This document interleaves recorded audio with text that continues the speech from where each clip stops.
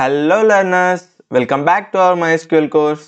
ఈ వీడియోలో మనం అవుటర్ జాయిన్స్ ఎలా వర్క్ అవుతాయో చూద్దాం. మనకి అవుటర్ జాయిన్స్లో లెఫ్ట్ అవుటర్ జాయిన్ ఉంటుంది, రైట్ అవుటర్ జాయిన్ ఉంటుంది అండ్ ఫుల్ అవుటర్ జాయిన్ కూడా ఉంటుంది. ఇవన్నీ ఎలా వర్క్ అవుతుందో క్లియర్గా ఈ వీడియోలో మనం చూద్దాం. ఫస్ట్ మనం లెఫ్ట్ అవుటర్ జాయిన్ చూసుకున్నట్టయితే, ఇప్పుడు మనం నార్మల్గా ఏదైనా జాయిన్ ఆపరేటర్ ఇచ్చినప్పుడు లెఫ్ట్ సైడ్ ఒక టేబుల్ నేమ్ ఇస్తాం అండ్ రైట్ సైడ్ ఒక టేబుల్ నేమ్ ఇస్తాం. ఇక్కడ మనకి ఆ లెఫ్ట్ సైడ్ ఇచ్చిన టేబుల్ ఏదైతే ఉందో అది లెఫ్ట్ టేబుల్ అన్నట్టు అండ్ రైట్ సైడ్ ఇచ్చింది రైట్ టేబుల్ అన్నట్టు. సో ఇక్కడ మనం స్టూడెంట్స్ లెఫ్ట్ జాయిన్ హెచ్ఓడి అని ఇచ్చినాం అనుకుంటే, స్టూడెంట్ టేబుల్ అనేది మనకి left table and HOD table right table. ఇప్పుడు మనకి లెఫ్ట్ అవుటర్ జాయిన్ ఎలా వర్క్ అవుతుందంటే, ఇప్పుడు ఈ రెండు టేబుల్స్ని డిపార్ట్మెంట్ నేమ్కి అనుగుణంగా లెఫ్ట్ జాయిన్ చేద్దాం అనుకున్నాం. సో లెఫ్ట్ అవుటర్ జాయిన్ చేసినప్పుడు రెండిట్లో డిపార్ట్మెంట్ నేమ్ అనేవి ఏదైతే మ్యాచ్ అయినాయో ఆ రోస్ అనేవి వస్తాయి మనకి యాజ్ యూజువల్గా ఇన్నర్ జాయిన్లో లాగానే. అండ్ దాంతోపాటు ఏమైందంటే, ఇప్పుడు ఈ లెఫ్ట్ టేబుల్లో ఉన్న ఎక్స్ట్రా రో ఏదైతే ఉందో, అంటే ఈ ప్రియా దేశాయ్ అనే మెకానికల్ అమ్మాయి టేబుల్ ఏదైతే ఉందో ఆ అమ్మాయి నేమ్ కూడా మనకి ఆటోమేటిక్గా రిజల్ట్ వస్తుంది. ఆ అమ్మాయికి నీకు హెచ్ఓడి లేకపోయినా సరే మనకి రిజల్ట్ వస్తుంది. అంటే లెఫ్ట్ టేబుల్లో ఉన్నాయని మనకి రిజల్ట్ టేబుల్లో తప్పకుండా కనబడతాయి. ఆడ కామన్ అక్కడ మనకి డిపార్ట్మెంట్ టేబుల్ మ్యాచ్ అయినా అవ్వకపోయినా మనకి తప్పకుండా కనబడతాయి. అండ్ ఇక్కడ మనకి రైట్ టేబుల్లో ఎక్స్ట్రా ఉన్నాయి రావు, అంటే ఇది లెఫ్ట్ అవుటర్ జాయిన్ కాబట్టి రైట్ టేబుల్లో ఎక్స్ట్రా ఉన్నాయి మనకు కనబడవు. అండ్ సరే ఆడ హెచ్ఓడి లేదు కదా, మరి ఏం వస్తాయి ఆ కాలం వాల్యూస్ అంటే ఏం రావు. మనకి హెచ్ఓడి డీటెయిల్స్ లేనప్పుడు మనకి నల్ అనే చూపిస్తుంది అక్కడ. సో లెఫ్ట్ అవుటర్ జాయిన్ అనేది మనకి ఇలా వర్క్ అవుద్ది. ఇదే మనం MySQLలో చూసుకున్నట్టయితే, ఇక్కడ మనం మావో కాలేజ్ డేటాబేస్ యూజ్ చేస్తున్నాం అండ్ అందులో సెలెక్ట్ ఎవ్రీథింగ్ ఫ్రమ్, ఇక్కడ లెఫ్ట్ టేబుల్ ఏమి ఇస్తున్నామంటే students table. Left outer join ఇక్కడ మనం రైట్ టేబుల్ వేయాలి. రైట్ టేబుల్ ఏది హెచ్ఓడి అని ఇస్తే సరిపోద్ది. అండ్ ఇక్కడ మనం కండిషన్ కూడా ఇవ్వాలి, అంటే ఏ కాలం వాల్యూ బట్టి మనం మ్యాచ్ చేయాలనుకుంటున్నాం అనేది కూడా కండిషన్ ఇవ్వాలి. ఆన్ ఇక్కడ మనం స్టూడెంట్ టేబుల్కి హెచ్ఓడి టేబుల్కి అలియాస్ ఇద్దాం. స్టూడెంట్కి ఎస్ అని, హెచ్ఓడికి హెచ్ అని. S dot department equal to H dot department అని ఇచ్చి మనం మ్యాచ్ చేసి చూద్దాం ఒకసారి. యా, సేమ్ ఇంత ముందు లాగానే మనకి 3 rows వచ్చినాయి అండ్ ప్రియా దేశాయ్ మెకానికల్ అనే అమ్మాయి డీటెయిల్ కూడా వచ్చింది. ఇక్కడ నల్ వాల్యూస్ వచ్చినాయి ఎందుకంటే మనకి హెచ్ఓడి డీటెయిల్స్ లేవు కాబట్టి. ఇలా మనకి లెఫ్ట్ జాయిన్ వర్క్ అవుద్ది. ఇది ఎలాంటప్పుడు యూజ్ అవుద్ది అంటే, మనకి నార్మల్గా స్టూడెంట్స్ నేమ్ అందరి నేమ్స్ కావాలి, హెచ్ఓడి నేమ్ ఉన్నా లేకున్నా అందరివి కావాలి. ఒకవేళ హెచ్ఓడి నేమ్ కూడా ఉంటే మనకి హెచ్ఓడి నేమ్ కూడా రావాలన్నప్పుడు మనకి ఇట్లాంటి లెఫ్ట్ జాయిన్ యూజ్ చేసి మనం రిజల్ట్ పొందొచ్చు మనకు కావాలంటే. ఇలా కూడా మనకి అవసరం అవుతుంటుంది కొన్నిసార్లు. మనం ఒక డేటాని మెయింటైన్ చేస్తున్నప్పుడు ఓన్లీ లెఫ్ట్ అవుటర్ జాయిన్ అవసరం అవుతుంటుంది, ఓన్లీ రైట్ కూడా అవసరం అవుతుంటుంది. అలా కూడా మనకు అవసరం అవుతుంది కాబట్టి ఇలా మనకి లెఫ్ట్ అవుటర్ జాయిన్ అనేది పనిచేస్తుంది. సో మనం ఇప్పుడు రైట్ అవుటర్ జాయిన్ చూసుకున్నట్టయితే, ఇక్కడ మనకి మ్యాచ్ అయినవన్నీ వస్తాయి. Like EC EC EC EC ఇట్లా మ్యాచ్ అయినవన్నీ మనకు వచ్చినాయి. అలాగే దాంతోపాటు మనకి లెఫ్ట్ టేబుల్లో కాదు, ఈసారి రైట్ టేబుల్లో ఎక్స్ట్రా ఉన్న రో ఏదైతే ఉంటుందో అది కూడా మనకి రిజల్ట్ వస్తుంది. అండ్ ఈ లెఫ్ట్ టేబుల్లో ఎక్స్ట్రా ఉన్నది మనకి రిజల్ట్లో రాదు. సో ఇక్కడ మనకి హెచ్ఓడి వచ్చింది. హెచ్ఓడి ప్లేస్లో మనకి ఇంకా ఆ స్టూడెంట్ నేమ్ కూడా కావాలి అంటే స్టూడెంటే లేడు అందులో, కాబట్టి మనకి స్టూడెంట్ టేబుల్ అవన్నీ నల్ వాల్యూస్ వస్తాయి. సేమ్ మనకి చూసుకోవడానికి లెఫ్ట్ అవుటర్ జాయిన్ లాగానే ఉంటుంది. కాకపోతే ఈసారి మనం ఏం చేసినామంటే రైట్ టేబుల్లో ఉన్న ఎక్స్ట్రా రో అని మాత్రమే చూపించినాం.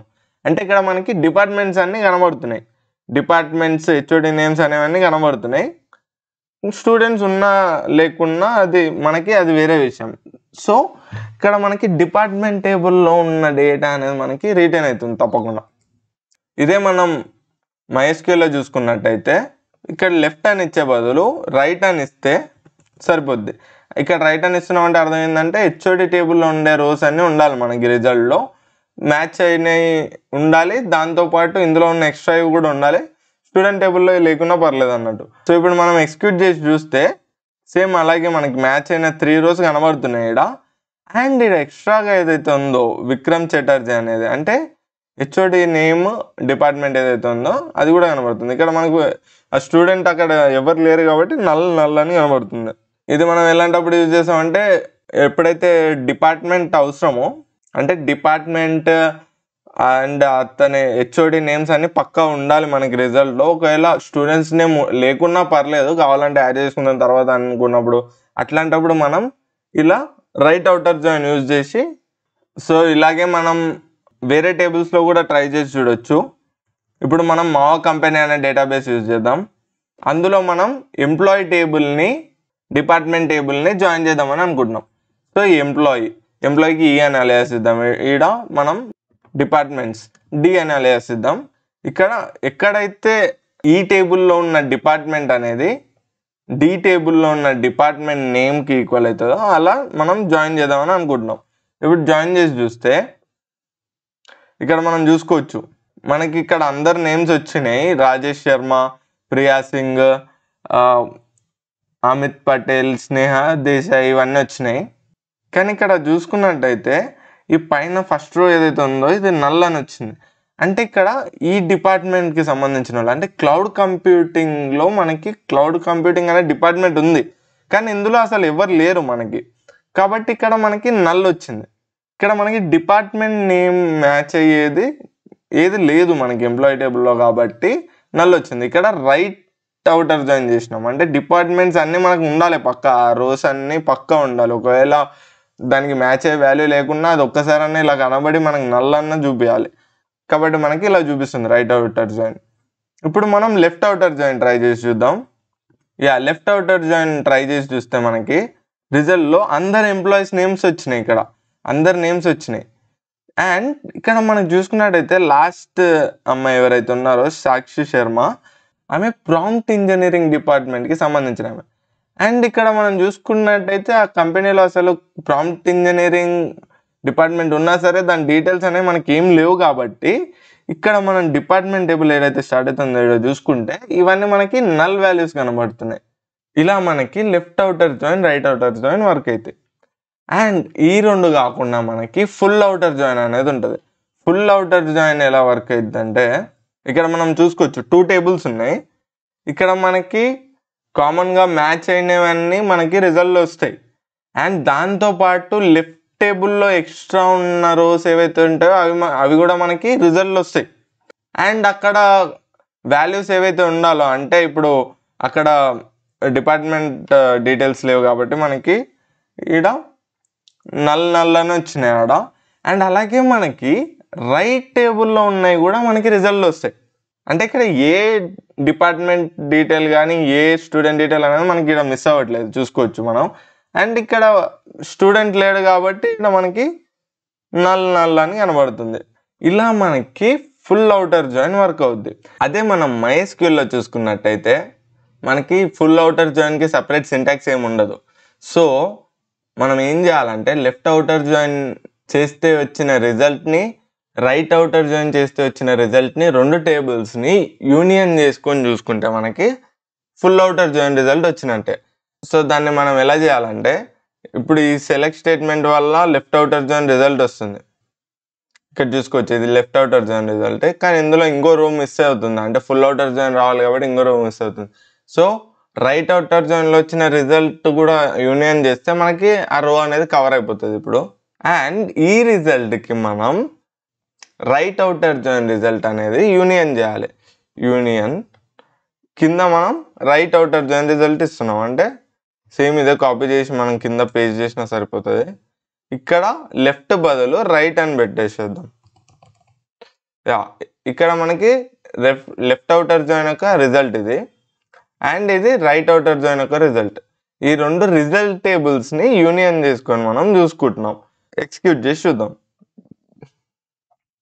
ఇక్కడ చూసుకోవచ్చు సేమ్ ఇంత ముందులాగానే మనకి ఎక్కడైతే స్టూడెంట్కి హెచ్ఓడి లేడో అక్కడ నల్ వచ్చింది మనకి, అండ్ ఆ డిపార్ట్మెంట్కి ఎక్కడైతే స్టూడెంట్స్ అయితే లేరో అక్కడ కూడా మనకి నల్ వచ్చింది. ఇలా మనకి ఫుల్ అవుటర్ జాయిన్ వర్క్ అవుతుంది. సో ఇక్కడ మధ్యలో మనం యూనియన్ అనే ఆపరేటర్ యూజ్ చేసినాం.